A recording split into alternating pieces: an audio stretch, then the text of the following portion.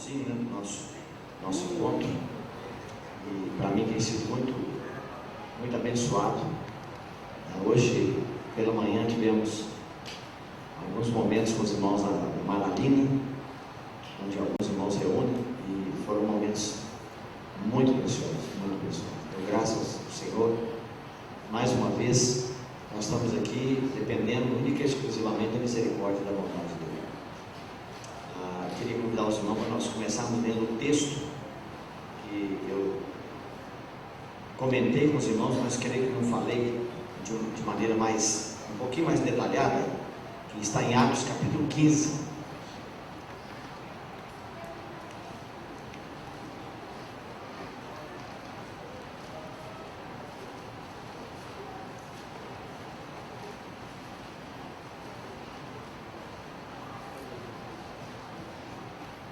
Atos capítulo 15, vamos começar a ler do verso 12.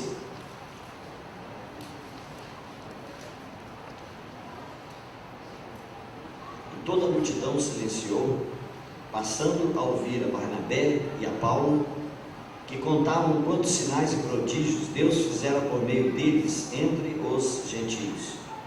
Depois que eles terminaram, falou Tiago dizendo: irmãos, atentai nas minhas palavras. Expôs Simão como Deus primeiramente visitou os gentios, a fim de constituir entre eles um povo para o seu nome. Confere com isso as palavras dos profetas, como está escrito: cumpridas essas coisas, voltarei e reedificarei o tabernáculo caído de Davi, e levantando de suas ruínas, restaurá-lo-ei, para que os demais homens busquem o Senhor, e também todos os gentios, sobre os quais tem sido invocado o meu nome. Diz o Senhor, que faz estas coisas conhecidas desde séculos. Então, irmãos, esse é o texto que nós vamos ler para nós iniciarmos. Vamos orar ao Senhor mais uma vez. Pai, nós agradecemos a Ti, Senhor, pela Tua bondade para conosco, e sabemos, Senhor, que se algo muito maior não foi feito é por causa da nossa limitação. Nós confessamos a Ti a nossa insignificância, a nossa pequenez, Senhor, a nossa falta de dedicação, de consagração. O Senhor nos leve onde o Senhor deseja que nós meditemos e paremos na Tua palavra, mas conceda-nos, Senhor, luz espiritual. Muda a nossa vida, muda o nosso comportamento. E, Senhor, nós queremos agradecer pelo que o Senhor já tem nos revelado a respeito do Teu amor, do Teu propósito para os judeus, gentios e a igreja. Nós queremos louvar o Senhor e pedir que o Senhor abra mais os nossos olhos para entendermos, Senhor, quão grande é o Teu plano em relação a essa humanidade perdida. Te agradecemos, Te louvamos, Te bendizemos, no nome santo do Senhor Jesus. Amém. Bem, irmãos, esse texto que nós acabamos de ler, ele é de tremenda importância, apesar de serem poucos versículos, mas ele traz para nós, ele abre para nós um horizonte muito grande, porque o que está acontecendo aqui é bem no início da história da igreja, né? Os irmãos lembram, a parte primeira do capítulo 15 de Atos, ela trata com aquela questão dos judaizantes, né? Judeus que estavam em Jerusalém e que, de certa maneira, eles haviam aceitado a fé em Cristo, mas onde Paulo e Barnabé iam, eles iam atrás e ensinavam para as pessoas, depois que Paulo ia embora, que eles tinham que crer no Senhor Jesus, mas tinham que guardar o sábado e circuncidar. E isso não era possível, né? Porque chega um ponto em que no livro de Atos chega numa certa altura que Deus diz: bem, agora não pode vir mais tolerância. Essa tolerância foi até um certo ponto, né? Havia judeus, sacerdotes, desculpe, que eles abraçaram a fé, mas ainda continuavam lá no templo oferecendo sacrifícios. Então Deus permitiu que isso acontecesse até um certo ponto, mas depois vai ter que parar. E aí o apóstolo Paulo escreveu uma carta que é considerada a carta mais violenta que ele já escreveu, que é a carta aos Gálatas, né? Ele foi realmente muito duro, muito firme, e ele começa bem lá no início, capítulo 2, repreendendo Pedro, quando Pedro não sabia que posição tomar. Se ele ficava do lado da circuncisão, ou se ele ficava do lado da incircuncisão, se ele ficava do lado dos judeus, ou se ele ficava do lado dos gentios. Então, Paulo chamou a atenção dele severamente, e isso foi registrado na carta aos Gálatas. Então, irmão, o que está acontecendo aqui é dentro do contexto da igreja. Isso aqui é uma reunião da igreja em Jerusalém. Os presbíteros se reuniram, os apóstolos e a igreja, e aí foram tratar com aquela questão, né, dos judaizantes que estavam atrapalhando a obra que Paulo e Barnabé estavam fazendo.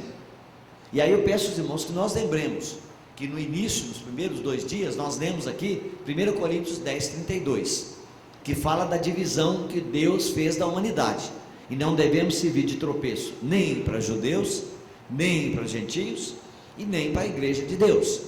Então essa é a divisão que nós temos. Essa divisão foi marcada no Gênesis capítulo 1 até o capítulo 11, podemos dizer que são gentios. A partir do capítulo 11 para frente, aí agora nós temos o povo de Israel, o povo judeu, começando com Abraão. E aí quando Jesus veio, ele criou um terceiro grupo, e aí ele fundiu nesse corpo judeus e gentios, e eles foram colocados no mesmo corpo, que é o que nós vivemos hoje, que é a igreja. Então os irmãos vejam, de acordo com a Bíblia, Deus trabalha por etapas. Primeiro ele trabalhou com toda a humanidade, de uma maneira até silenciosa, e não apareceu, né? Depois que o jardim do Éden sumiu, né? Ele vai até capítulo 4, mas depois do capítulo 4, o jardim do Éden sumiu, desapareceu, e dali para frente Deus não se revelou mais, até chegar nos dias de Abraão. E aí a palavra de Deus diz: o Deus da glória apareceu a nosso pai Abraão.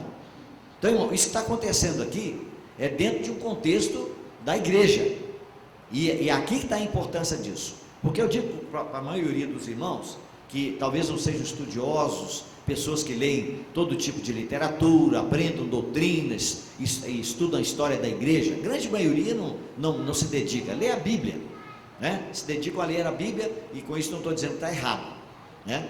Mas o problema é que não tem determinadas informações, e os irmãos podem ter certeza, o ensinamento, a doutrina que gera no meio dos evangélicos, no Brasil e no mundo todo quando aconteceu o arrebatamento da igreja, acabou, não tem mais oportunidade para as pessoas. E eu vou mostrar pelos irmãos aqui, nesse texto, diz completamente o contrário. Então, o que a palavra de Deus disse aqui? Nós começamos lendo que toda a multidão silenciou, e passaram a ouvir a Barnabé e a Paulo, né, no verso 12, que contavam quantos sinais e prodígios Deus fizera por meio deles entre os gentios. Então, irmão, Deus agora está fazendo uma obra voltada principalmente para o gentio, mas não só para o gentio, porque na igreja não tem nem judeu e nem gentio, mas foram recebidos judeus e gentios na igreja, tá vendo? Então, toda pessoa que é de Israel, desde que Jesus morreu na cruz, e se ele quiser aceitar Jesus e fazer parte da igreja, ele pode, mas a nação de Israel, não.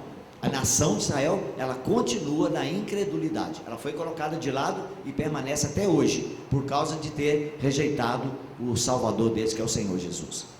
Então, irmãos, o Senhor está fazendo um trabalho, pregando no meio dos gentios, e aí Paulo e Barnabé estão dizendo quão grandes coisas Deus fez no meio dos gentios, tá? Aí, quando terminar de falar, o Tiago levantou e tomou a palavra, e ele disse: atentai, irmãos, nas minhas palavras. Expôs Simão como Deus primeiramente visitou os gentios, a fim de construir dentre eles um povo para o seu nome. Então, irmão, ele está dizendo aqui exatamente daquela experiência de Pedro, quando ele foi na casa do Cornélio, em Atos capítulo 10, e lá na casa do Cornélio, ele pregou o evangelho, usando uma das chaves que Jesus tinha dito que daria para ele, as chaves do reino dos céus, e ele então usou a segunda chave e abriu a porta para o gentio. E em Pentecoste ele abriu a porta para o judeu, mas agora ele está abrindo a porta para o gentio, porque na igreja é formada de judeus e gentios, mas não mais considerado como gentio e judeu. Nós não somos mais gentio, nós somos agora igreja. Se um judeu converte, ele deixa de ser judeu e passa a ser igreja, tá vendo? E aí então ele diz: Deus está tirando agora dentre os gentios, porque os judeus que convertem não são muitos, Ele está tirando um povo para o seu nome. Irmão, isso é uma figura, é uma declaração da igreja. Está vendo? E o Senhor está trabalhando ainda hoje. E lá em Romanos capítulo 11, Paulo diz que Israel vai continuar na incredulidade até que a plenitude dos gentios haja entrado. O que significa isso? Que esse povo que Deus está tirando por nome dele, dentre os gentios, vai ter uma plenitude. Vai chegar num ponto em que vai converter o último gentio. Quando isso acontecer, irmãos, aí a porta vai fechar. Então nós estamos caminhando para o término da era da igreja. A era da igreja está para terminar a qualquer momento. E aí quando isso acontecer, irmãos, a porta fecha, está vendo? A porta fecha, e aí Deus agora vai se voltar para os judeus. Então vamos ver o que continua dizendo aí. Versículo 14: expôs Simão como Deus primeiramente visitou os gentios, a fim de constituir dentre eles um povo para o seu nome. Conferem com isso as palavras dos profetas, como está escrito: cumpridas estas coisas, ou seja, quando o Senhor tiver terminado de incluir na igreja, no corpo de Cristo, o último gentio, então ele diz: voltarei. E aí é a volta de Cristo. Então, se nós estamos vivendo numa época em que a igreja está caminhando para ser completada, então a volta de Cristo está próxima, para não falar dos outros sinais, mas esse é um sinal que nós temos muito forte. Então ele diz que voltará, e aí ele vai fazer agora uma obra relacionada com a nação de Israel, que ele vai reedificar o tabernáculo caído de Davi, e levantando de suas ruínas, restaurá-lo-ei. Então, irmão, tudo isso que nós falamos esses dias para trás aqui, é para mostrar o quê? Que Deus ainda tem um plano maravilhoso para a nação de Israel. Eles estão voltando para a terra, desde 1948 até antes de 48, eles estão voltando para a terra, né? As trombetas estão tocando, tudo indica que nós estamos no processo do cumprimento da festa das trombetas, Levítico capítulo 23, e eles estão sendo juntados lá em Israel, estão juntando lá, só que eles ainda continuam na incredulidade, eles não têm espírito. Aí, os irmãos lembram daquela passagem que nós lemos lá de Ezequiel, do vale de ossos secos? Aquilo ali é a nação de Israel, e o Senhor disse, eles estavam nas sepulturas, mas o Senhor ia abrir a sepultura deles. O que é a sepultura? As nações onde Israel estava sepultado, durante quase 2000 anos, e aí o Senhor disse, quando as sepulturas foram abertas, os ossos se juntaram um com o outro, veio carne sobre eles, veio pele, veio tendão, mas eles não tinham espírito. Então, irmão, Israel ainda permanece nessa posição hoje, eles estão lá, são protegidos por Deus, mas ainda eles não se converteram ao Messias deles. Isso vai acontecer no final da grande tribulação. Então, irmão, quando Jesus voltar, ele vai completar a igreja, e aí ele vai se voltar para Israel, ele vai levantar o tabernáculo caído de Davi, foi o nome que o Espírito Santo deu aqui para a nação de Israel. E aí, quando ele terminar de fazer essa segunda obra, aí a palavra de Deus diz, para que os demais homens, verso 17, para que os demais homens busquem o Senhor, e também todos os gentios, sobre os quais tem sido invocado o meu nome. Então, irmãos, vejam bem, se o ensinamento de que a igreja ao ser arrebatada, acabou a era da graça, e não tem mais oportunidade, não é o que está escrito aqui, porque aqui está dizendo que quando o Senhor completar a obra da igreja, ele voltará, e aí ele vai voltar e vai tratar com a nação de Israel, ele vai levantar a nação de Israel novamente, que está na incredulidade, mas quando ele levantar a nação de Israel, ele não vai parar, ele vai continuar, ele vai dar oportunidade aos demais homens, para que eles busquem ao Senhor. Então, irmãos, nós falamos bastante sobre Israel, e eu queria mostrar para os irmãos alguns pontos. Por exemplo, como é que Deus vai trabalhar? Irmão, Oi? o tabernáculo de Davi vai ser restituído nos 3 anos e meio ou no final dos 7? Ele vai ser reerguido? Não, tudo indica que é no início dos 7 anos. Os 3 anos e meio? Nos primeiros 3 anos e meio. Provavelmente, a Bíblia não dá indicação disso, mas uma vez que Paulo falou que o anticristo vai sentar no templo de Deus, querendo parecer ser Deus. Então, esse templo tem que ser reedificado. Ele tem que ser reedificado, né? E já está pronto, como eu disse para os irmãos. Quem tiver interesse de examinar, não é um negócio evangélico, é de judeu. É o Instituto do Templo lá em Jerusalém, né? Você tem hoje um site em inglês e você tem um site em espanhol. Você pode ir lá para você ver. Então, irmão, tudo indica que quando acontecer o arrebatamento, vai aparecer um indivíduo aqui na terra que não é o anticristo. O grande problema, irmão, olha, me desculpe fazer a referência, me desculpe. Os irmãos sabem que nem meus livros, ontem eu não falei para os irmãos sobre os meus livros que estão aí. Eu não tenho esse costume, né? E nem tampouco eu vendo. Eu não fico lá para vender, nem para mexer com dinheiro. Eu não misturo pregação com dinheiro, de maneira nenhuma. Mas, se você quer uma explicação simples, que dá para você entender, o meu livro é ideal para você. Porque se você pegar um livro, por exemplo, igual do irmão Dini, né, que ainda está em espanhol, ele tem 1.400 páginas. Sem dúvida nenhuma, que é muito, muito, muito melhor do que o meu, né? Se você pegar o livro do irmão Roberto Gouveia, que viveu no século XIX, o livro dele tem 2.000 páginas. Se você quiser encarar, é em inglês, é 2.000 páginas, não é fácil de ler. Agora o meu não, meu livro foi escrito para pessoas simples como eu, tá? Então não tem muita coisa difícil, erudita. A minha linguagem é simples. Só, irmão, que ali eu mostro para os irmãos quem que é o anticristo. Irmão, está escrito na Bíblia, eu chamo sua atenção para isso. Está escrito na palavra de Deus, nós vemos 1, 2, 3, 5, 10, 20, 50 vezes e a gente não consegue ver. Então, irmão, olha só, quando a igreja terminar, vai aparecer o 7º rei, porque a besta tem 7 cabeças, e as 7 cabeças são 7 reis, e a besta também tem 10 chifres, que são 10 reis, que vão receber poder, juntamente com a besta que é o anticristo. Então os irmãos sabem, tem uma besta que representa o Império Romano, e tem uma outra besta que é o anticristo. O anticristo é uma das cabeças dessa outra besta, tá? Então eu sei, falar isso para os irmãos aqui, desculpe, talvez seja a mesma coisa que falar missa em latim, né? Então eu não sei se eu devo entrar para mostrar para os irmãos um pouquinho sobre isso, porque olha só, nós estamos chegando no finalzinho do período da igreja, tá vendo? Estamos chegando no final do período da igreja.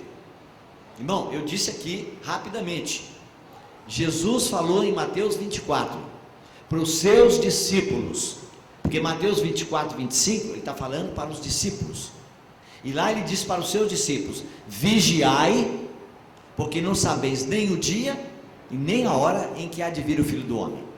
Olha, irmão, se o ensinamento que é passado para o povo de Deus no Brasil e no mundo inteiro, de que toda a igreja, não importa como o cristão esteja vivendo, vai ser arrebatado, então eu pergunto, para que vigiar? Não entendeu? Eu não sei quantos irmãos estão aqui, né, que ainda precisam de andar de ônibus aqui em Salvador. Deixa eu ver, só uns pouquinhos. Tem alguns, né, pode levantar a mão, mas não é ser pobre não, acho que a maioria, né, a maioria de nós tem que andar, isso aí, ó. Obrigado. Aí, você já reparou bem que as pessoas ficam no meio da rua?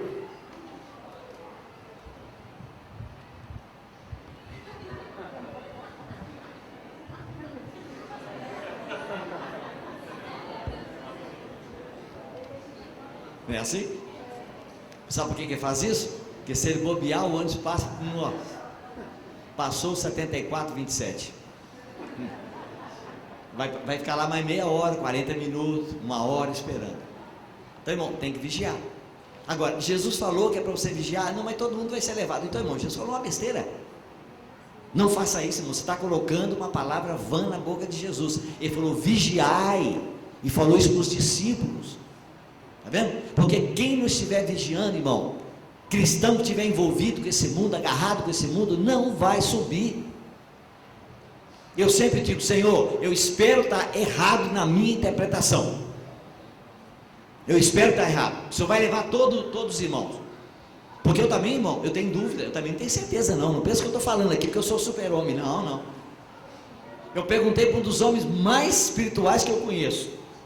que está vivo até hoje, 95 anos. Eu perguntei para ele, o irmão tem certeza que vai ser arrebatado? Ele falou, oh, não. Ele fala inglês. Ele falou, I hope. Eu espero. Mas ele é o mais espiritual que eu conheço.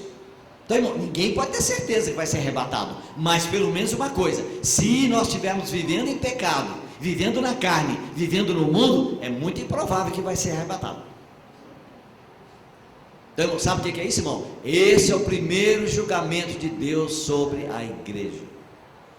O julgamento começa pela casa de Deus. 1 Pedro 4,17. Então, irmão, quando isso acontecer, está vendo? 2 estarão no campo, um será levado e o outro será deixado. 2 estarão no moinho, um será levado, o outro será deixado. 2 estarão na cama, deve ser marido e mulher, um será levado e o outro será deixado. É ruim, hein? Alguns aí já começaram a olhar para o outro, qual de nós 2 que vai? E ela respondeu ainda,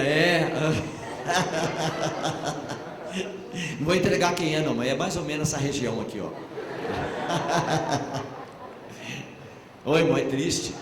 Lembra do filme que passou, que roda por aí sobre o arrebatamento? Do piloto que chegou em casa, quando chegou lá, estava só a camisola da mulher. Que triste, né? A outra estava no avião, a velhinha, e aí falava com o repórter, era meu marido, sumiu.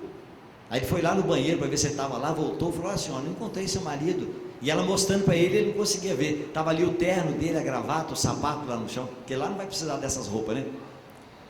Então ele foi embora e ela ficou. E aí os irmãos lembram que esse é o primeiro filme que eu vi que mostra que um pastor ficou para trás. Os irmãos lembram? Quem viu esse filme? Eu não sei como é que chama, o que é o deixado para trás. Está vendo? O pastor ficou para trás. Está vendo? Então, irmão, esse é o julgamento do Senhor, irmão. Deus não é imparcial. Está vendo? Deus não é parcial, desculpe. Está vendo? Ele julga todos, sem acepção de pessoa. Então, se nós vivemos aqui agarrado com esse mundo, nós vamos saber por que a palavra de Deus diz que nós somos o trigo. O trigo é para ser colhido, mas quando é que o trigo é colhido? Quando ele está maduro. Está vendo? E aí como é que o trigo amadurece? Ele fica todo, né, dourado, aquela cabeça que tem lá em cima, fica toda dourada, né? Mas quando você chegar lá embaixo na raiz, está todo seco. O que significa isso, irmão? Ele seca em direção à terra, mas ele amadurece em direção ao céu. Qual que é a diferença entre o trigo e o joio? É que o trigo, quando amadurece, como ele está cheio de vida lá em cima na cabeça, ele curva a cabeça, e o joio permanece, ele não se dobra. Então essa figura, irmão, nós estamos vivendo, não é? Então, praz aos céus, eu digo, Senhor, de coração, que eu preferiria no arrebatamento ver todo irmão sendo levado, e irmão está com um cheque sem fundo, está com todo tipo de problema para trás, aí, problema moral, não tem problema, mas se o Senhor quer levar, eu vou me alegrar. Eu não quero que ninguém fique para trás. Meu coração é um pouquinho, cabe a algumas pessoas, mas irmão, não é o que eu vejo que está escrito na Bíblia. Não é o que eu vejo que está escrito na Bíblia. João, na primeira carta dele, diz, filhinhos, agora habitai nele, para que quando ele se manifestar, não nos afastemos dele, envergonhados na sua vinda. Irmão, filhinhos, ele está falando para a igreja, para os irmãos. Então, irmão, hoje nós estamos vivendo aqui, caminhando para um momento em que o arrebatamento pode acontecer a qualquer momento. Irmão, para o arrebatamento não tem mais nada para se cumprir. Absolutamente nada. Nada. Tudo que falta para cumprir, como o nosso irmão Christian pregou recentemente para os irmãos lá em Curitiba, ou lá em Poços de Caldas, né? Ele diz, faltam 20 profecias só 20 profecias, mas todas elas só serão cumpridas depois do arrebatamento da igreja. Então, irmão, para mim poder mostrar para você, pegar na sequência, o que Deus vai fazer daqui para frente, está vendo? Porque, irmão, a porta da graça não vai fechar. Quando a igreja é arrebatada, a porta não vai fechar. Está vendo? Se você ler o Apocalipse, você vai ver que lá tem um versículo que menciona que são os 7 Espíritos de Deus enviados por toda a terra. Mas quando ele menciona isso, alguns dizem que a igreja já foi arrebatada. Está vendo? E quando você chega no final do Apocalipse, né? Vamos ler o que diz lá, capítulo 20.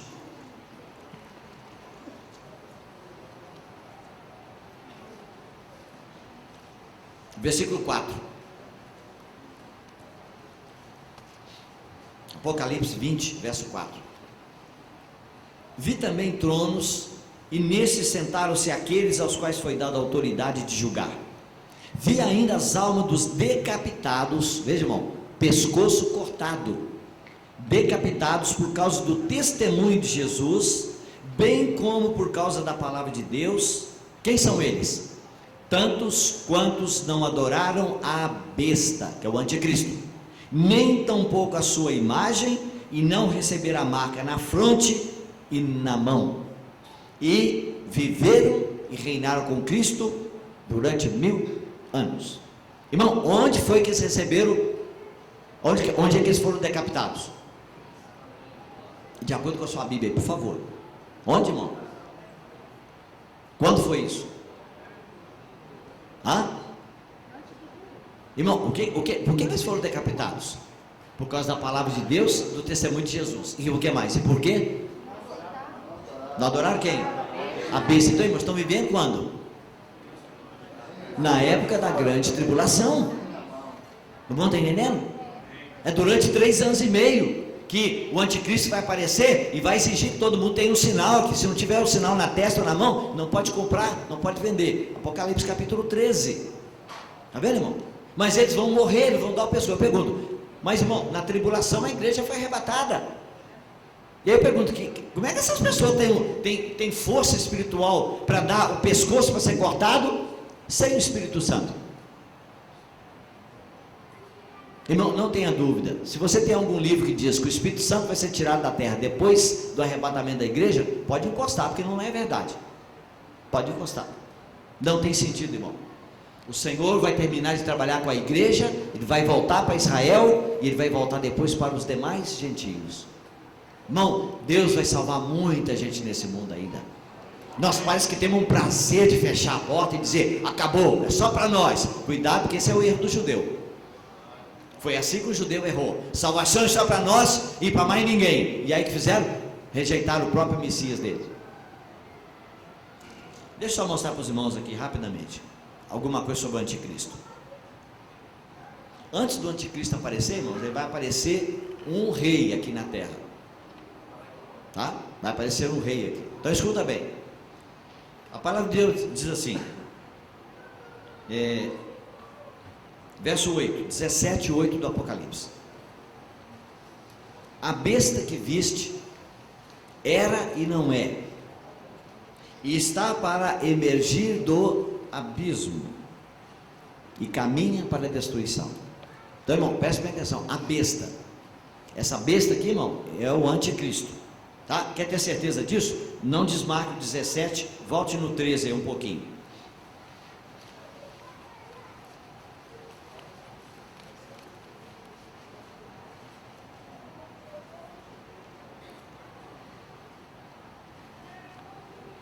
Capítulo 13, verso 11. 13 e 11. Vi ainda outra besta emergir da terra. Aqui nós lemos, vem de onde, irmão? De onde? De onde? Do abismo. Não, o versículo que nós lemos, a besta que viste era e não é, está para emergir do abismo. Apocalipse 17, 8. Tá? Conferiu aí? Sobe do abismo. Mas aqui diz, vi outra besta que surge da terra. Então essa besta aqui, irmão, não é o anticristo, é o falso profeta. Tá? E aí diz, possuía 2 chifres, parecendo cordeiro, mas falava com o dragão. Exerce toda a autoridade da primeira besta na sua presença, e faz com que a terra e os seus habitantes adorem a primeira besta, cuja ferida mortal fora curada. Então veja só, irmãos, aqui está dizendo que há uma primeira besta e uma segunda. A primeira, ela sobe do abismo. A segunda, sobe da terra. Então, irmão, não confunda, essas palavrinhas são pequenas, mas elas são palavras ditadas pelo Espírito Santo. Não pode misturar. Muito bem, então diz, 17:8. E a besta que viste era e não é, e está para emergir do abismo, e caminha para a destruição. E aqueles que habitam sobre a terra, cujos nomes não forem escritos no livro da vida, desde a fundação do mundo, se admirarão vendo a besta que era e não é, mas aparecerá. Então, irmão, o que está dizendo aqui? Que essa besta, ela vem de onde? Vem de onde? Do abismo. Agora, irmão, onde é que fica o abismo? Você lembra daquele endemoniado gadareno? Que tinha uma legião de demônios nele? E aí Jesus, quando chegou perto dele e mandou que ele saísse, o que eles pediram? Não nos mandes para o abismo. Então, irmão, abismo é um lugar onde estão demônios presos. Esses demônios estão presos lá porque tem uma turma que está solta aí perturbando. Mas tem ainda um grupo que não foi solto. Eles vão ser soltos na época da grande tribulação. Está vendo? E é por isso que aqueles que estavam naquele homem, que era 6.000 demônios, que era uma legião, eles disseram: Senhor, não nos mande para o abismo. E ainda mencionaram: por que vieste atormentar-nos antes do tempo? Está vendo? E aí Jesus então mandou que eles saíssem. O que eles fizeram? Eles entraram em 2.000 porcos e caminharam para onde? Para o mar, porque o abismo está no fundo do mar. Tá vendo? Se você pegar a palavra abismo na sua Bíblia e fizer um estudo bíblico, você vai descobrir que ela aparece umas 5, 6 ou 8 vezes. Você vai ver que o quadro fecha assim, ó. É no fundo do mar. Tá vendo? Muito bem. Então, irmão, essa besta que está mencionando aqui no versículo 8 é o anticristo. Tá vendo? Esse é o anticristo. Ele vem do abismo. Ele está preso lá já há muito tempo. Tá vendo? Então, irmão, não precisa procurar aqui na terra, porque ele não vai aparecer. Não vai aparecer aqui. Então ele vai continuar dizendo, verso 9: aqui está o sentido que tem sabedoria. As 7 cabeças da primeira besta que foi mencionada no capítulo 13, que não é o anticristo, irmão, é o Império Romano. Tá? Esse império tem 7 cabeças. E aí ele vai mencionar que são o quê? 7 montes, nos quais a mulher está assentada. Os irmãos sabem, só tem um lugar do mundo que tem 7 montes. Os irmãos sabiam? Alguém sabe? Hã? É Roma, onde está o Vaticano. Tá? Então, as 7 cabeças do império, 7 cabeças, são 7 montes, nos quais está sentada a mulher. Qual mulher? A que aparece no capítulo 17:1, que diz que está montada na besta. Tá? Não vou explicar para os irmãos agora isso, porque não é o propósito. Mas diz também o que? São também, versículo 9 que nós estamos lendo, irmão? 7 reis. Tá vendo, irmão? São 7 montes apontando para a mulher que está montada na besta, mas também são 7 reis. E aí ele vai explicar agora, dos quais caíram 5. Então, irmão, quais são esses que caíram? São 5 reis do Império Romano que morreram até nos dias do João, que está escrevendo Apocalipse. E ele diz: um existe. Quem era? Era o César que governava na época, era o Domiciano. E ele disse o que mais? E o outro ainda não chegou. E quando chegar, tem de durar pouco tempo. Então, irmão, se você ler lá no capítulo 3, você vai descobrir que a besta tem 7 cabeças. Tem. E essas 7 cabeças são 7 reis. 5 morreram. Um insistia, na época do João, que era o Domiciano, e ele disse: o 7º ainda não veio, mas quando ele vier, ele vai durar pouco tempo. Por quê? Porque ele que vai fazer um pacto com Israel de 7 anos, mas na metade do pacto, a cabeça dele vai ser cortada. Volte novamente no 13 comigo, só para você ver. 13:3. Então vi uma de suas cabeças como golpeada de morte, mas essa ferida mortal foi curada, e toda a terra se maravilhou seguindo a besta. Irmão, o que quer dizer isso? É que aquele indivíduo, aquele 7º rei, que ainda não apareceu, que é esse que vai aparecer, não é o anticristo ainda. Quando ele aparecer, ele vai ser golpeado de morte, na metade dos 7 anos, que é o pacto que Israel vai fazer com esse rei. É o pacto de Daniel, capítulo 9, versos 24 a 27. Tá? E aí, de repente, aquele corpo que está morto ali na praça, ele volta a viver. Mas, irmão, agora tem uma diferença. Olha para você ver. Você vai ficar assustado agora. Nós terminamos de ler qual o versículo? Qual o versículo, irmão? Não, voltamos lá para o 17, por favor. No 17 nós vemos qual? 10, ok, é isso mesmo. Só para ver se o irmão está me acompanhando. Então veja agora, irmão. A besta tem quantas cabeças? 7. Que simboliza o quê? 7 montes, nos quais a mulher está sentada, e também 7 reis. Muito bem. Agora, e a besta que era e não é também ele o quê? Mas só tem 7, irmão. Será que a Bíblia está errada?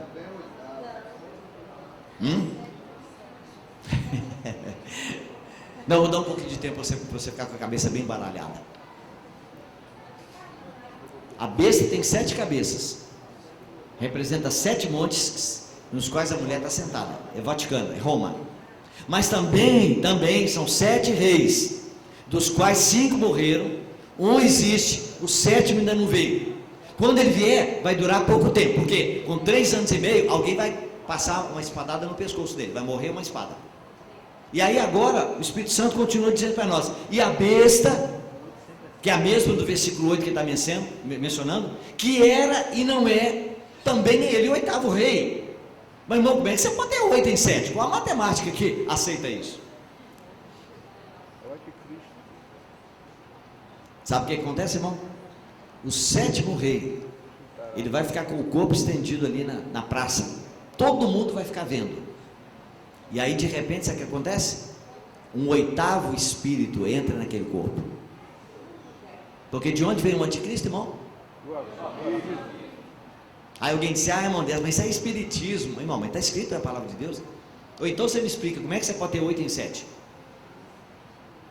Agora, irmão, aqui não tem ninguém fazendo mediunidade, invocando o Espírito, nada não. Deus vai permitir que esse indivíduo, ele entre naquele corpo. E aí, irmão, sabe por quê, irmão? Porque o anticristo, ele governa quanto tempo sobre essa terra? 3 anos e meio. Não ouvi. Quanto? 3 anos e meio. Quanto tempo foi o ministério de Jesus na terra? 3 e meio. E Jesus ressuscitou? Sim. Mas ele também vai mostrar que ele ressuscita. Então, irmão, ele é o anticristo. Ele é para confundir as pessoas. E Deus vai permitir que isso aconteça. Bom, está entendendo? E olha só, irmão, olha só, esse é pior ainda. Verso 11. A besta que era e não é também ele o 8º rei. E procede de onde?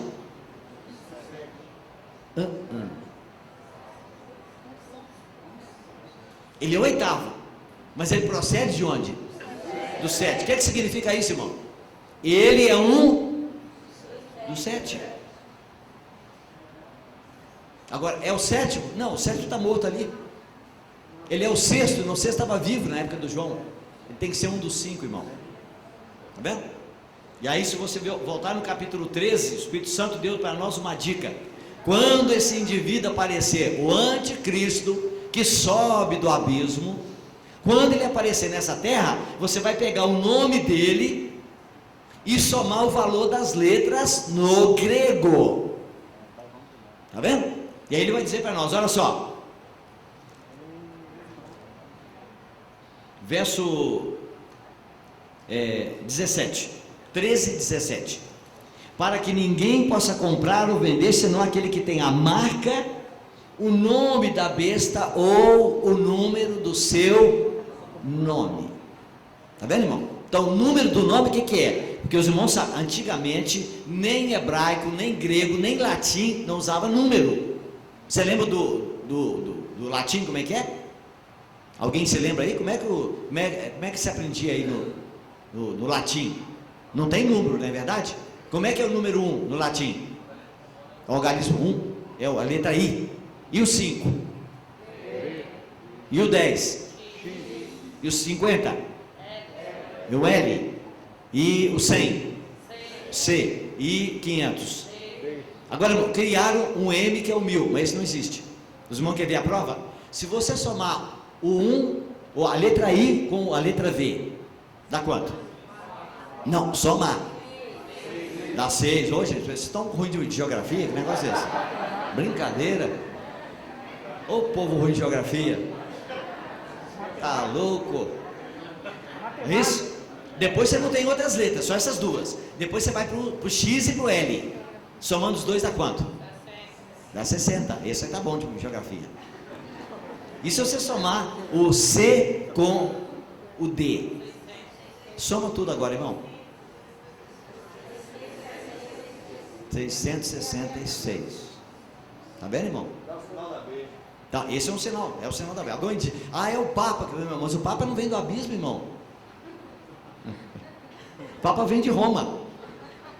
A Bíblia diz que o anticristo vem do abismo. Tá vendo, irmão? Isso tudo você vai encontrar no Apocalipse lá. Pois não, irmão.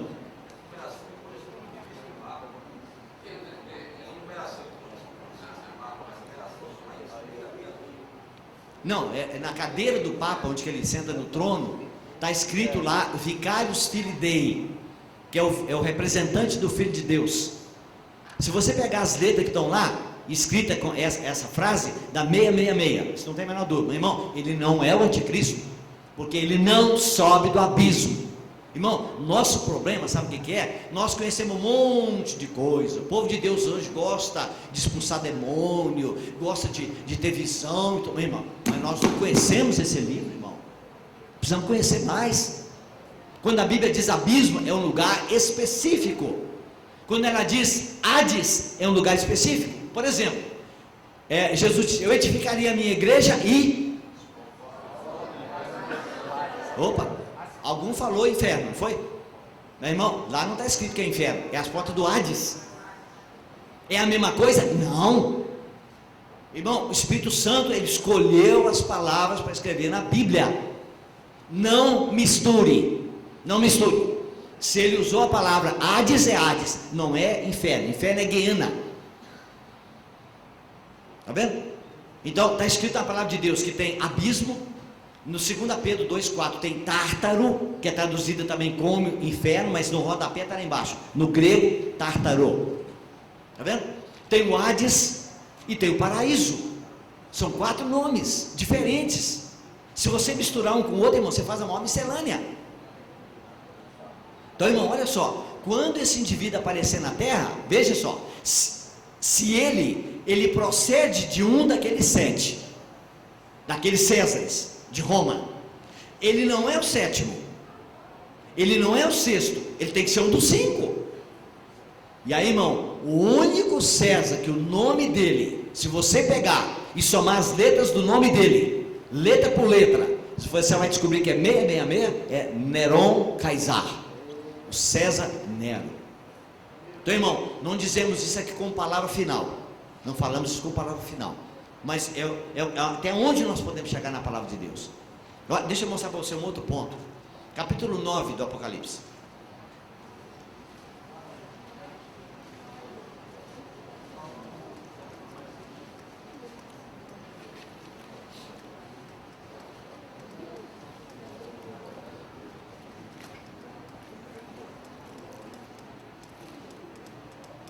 Tem muito irmão que diz que, de uma certa maneira, quando ele fala, eu procuro entender, mas é assim, na Bíblia não tem erro. Nós sabemos que a Bíblia não tem erro, mas irmão, você tem que lembrar que nós temos na nossa mão uma Bíblia traduzida, e os homens que traduziram não são os que escreveram o original. E você quer ver uma prova? Eu vou ler aqui e vou dizer se algum irmão vai notar se tem uma diferença na sua tradução. Aí você levanta a mão para mim. Capítulo 8, capítulo 8 de Apocalipse, verso 13, 8:13. Eu vou ler e você acompanha aí. Se tiver diferente na sua tradução, você fala comigo. Então vi e ouvi uma águia que, voando pelo meio do céu, dizia em grande voz: ai, ai, ai dos que moram na terra, por causa das restantes vozes das trombetas dos 3 anjos que ainda têm de tocar. Opa, tem uma irmã ali, ó. Como é que é? Opa, uma porção. O que é, irmão? Anjo. Mas o que tem o anjo? O seu diz que é uma águia? O meu diz que é uma águia. Um anjo. Ok. Os irmãos estão vendo? Já é um problema, né?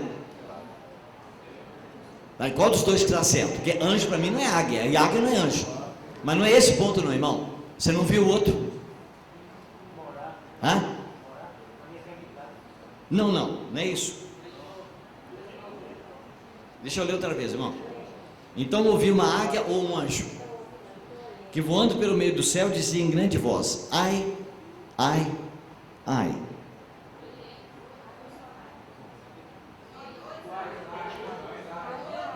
Tá vendo, irmão? Quem é que tem dois ai aí? Tá lá, irmão, tá vendo? Pois é, porque eu estou lendo também tem três, meu irmão. Um tem três, outro tem dois. Qual que está certo? Ai significa dor, não é isso? Dor? Ele está falando, irmão? Ai das vozes dos três últimos anos, das três trombetas. Tá vendo? Olha só. Capítulo 9, versículo 12. Vamos ver se são dois ou três. O primeiro ai. Está lendo comigo, irmão? 9, 12.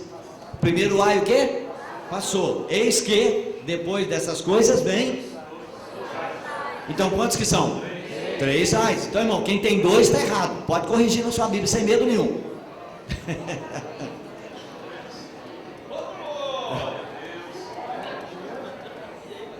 Aleluia! Tá vendo, irmão? Infelizmente, irmão, olha, na nossa tradução em português, irmão, tem muita coisinha que não foi traduzida corretamente.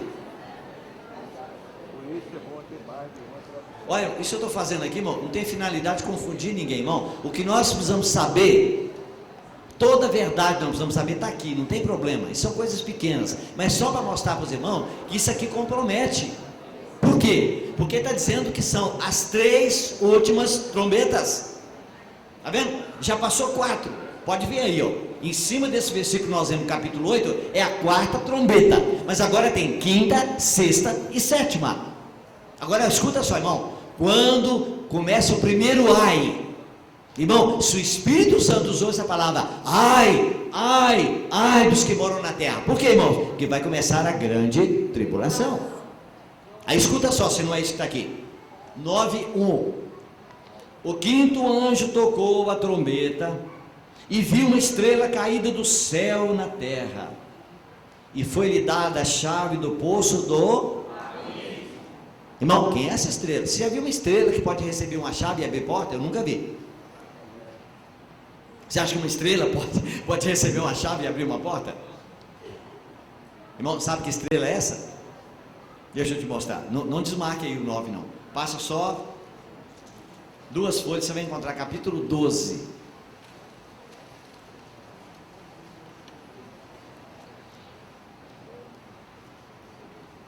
Verso 7.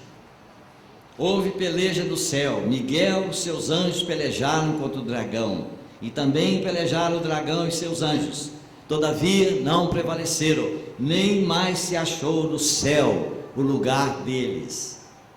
E foi expulso o grande dragão, a antiga serpente, que se chama Diabo, e Satanás, o sedutor de todo mundo, sim, foi atirado para a terra, e com ele os seus anjos. Vi uma estrela caída, onde? Na terra. Está vendo, irmão? Então, irmão, é nesse momento aqui, ó, capítulo 12 do Apocalipse. Isso é a última parte do meu livro do Apocalipse, que eu falo sobre arrebatamento. Irmão, eu deixo sinais aqui bem claros de que isso que acontece aqui tem um filho que vai nascer da mulher, filho varão. O ensinamento popular dos livros de Apocalipse é que esse menino é Jesus.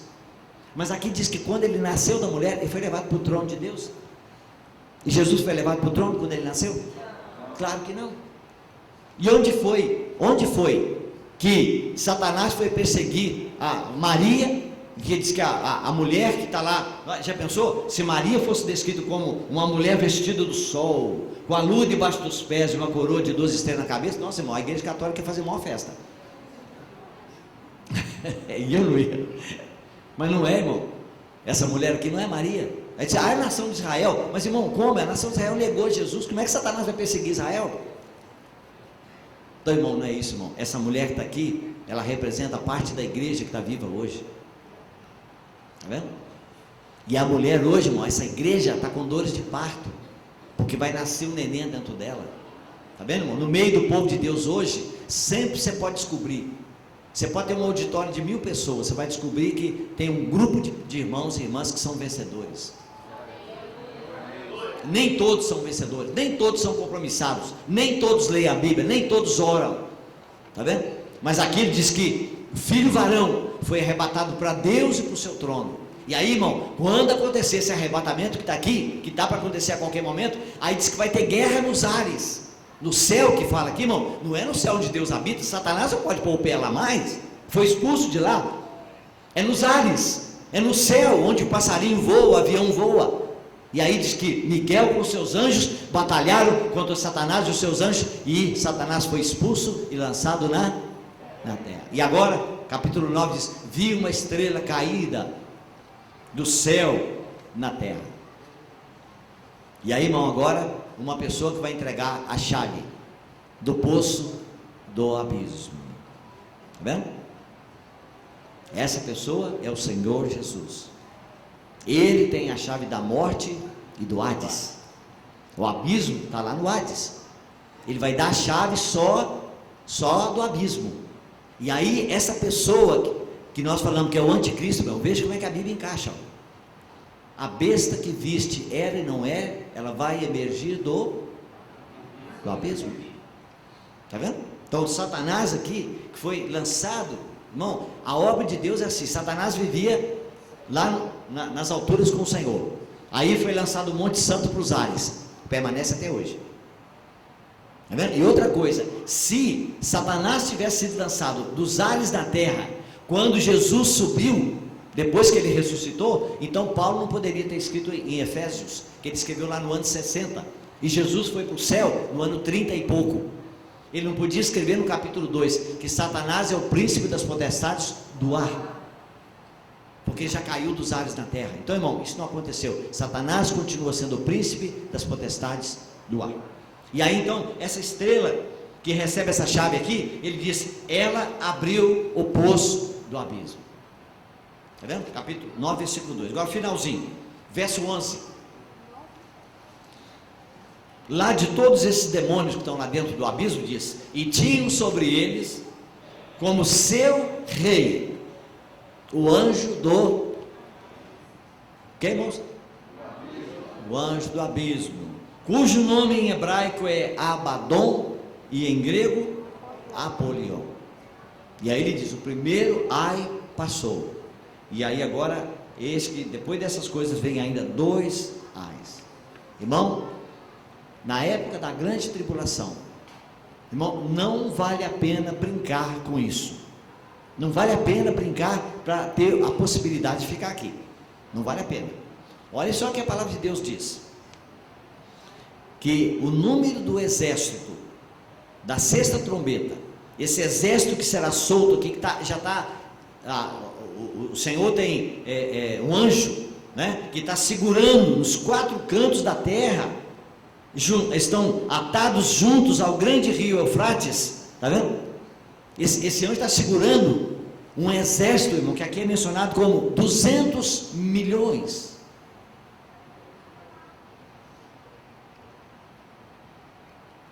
Versículo 16: 20.000 vezes 10 milhares. E aí, irmão, nessa época vai haver 3 flagelos, que é mencionado no verso 18. Por meio desses 3 flagelos, a saber, fogo, fumaça e pelo enxofre que saíam da sua boca, foi morta o quê? A terça parte dos homens. Irmão, se acontecesse hoje nos nossos dias, quanto que seria 1/3 da humanidade? 2 bilhões de pessoas. Irmão, isso vai acontecer na época da grande tribulação. E através de quê? Do fogo, da fumaça e do enxofre. O que é isso, irmão? Arma nuclear, arma biológica e arma química. Então aqui os 3. Então, irmão, olha só: antes que o anticristo apareça, vai aparecer o 7º rei. Tá vendo? Logo que aconteceu o arrebatamento, vai aparecer esse indivíduo na terra. O que ele vai fazer? Ele vai resolver problemas aqui na terra, e o próprio povo de Israel vai dizer: olha, quem sabe esse é o Messias, porque esse é um político, ele resolve o problema que nós estamos esperando. Talvez ele vai resolver o problema lá do templo, lá dos árabes, da mesquita que está lá no lugar do templo, vai tirar aquilo lá, e aí Israel vai poder construir o templo deles, porque o anticristo vai sentar no templo de Deus, tem que ter o templo lá. Está vendo, irmão? Só que, irmão, o governo dele é 3 anos e meio só.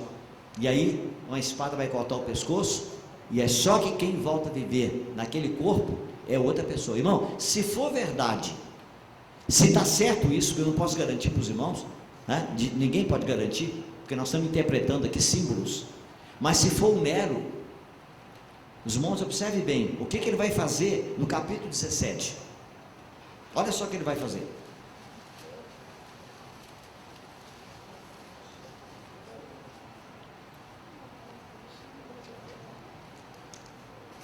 (17:12) Os 10 chifres que viste são 10 reis que ainda não receberam o reino, mas recebem autoridade como reis, como a besta, durante 1 hora. Tem estes um só pensamento e oferecem à besta o poder e a autoridade que possuem. Então, irmão, 10 reis vão aparecer junto com o anticristo. Irmão, não é mercado comum europeu, não é, já passou muito de 10, tá? Tudo indica que essa coligação de 10 reis esteja voltado mais para o Oriente, lá para os árabes. Ok? Muito bem. E aí diz assim: pelejarão eles contra o cordeiro.